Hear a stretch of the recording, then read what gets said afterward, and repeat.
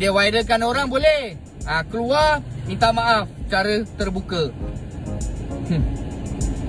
Orang buat surau ni untuk beribadat. Tak kisahlah orang tu datang hitam ke putih ke, dia datang beribadat. Selagi dia tak mengganggu apa-apa, dia tak mencuri ke, biarlah dia buat. Pakcik tu duduk, mana tahulah ada masalah. Dia nak luahkan dekat rumah Allah. Dia baca-baca ayat, manalah tahu, pandang yang baik je lah.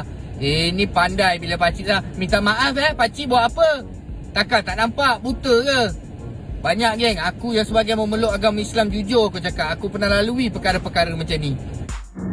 AJK Surau buat harta macam harta dia orang sendiri. Kan?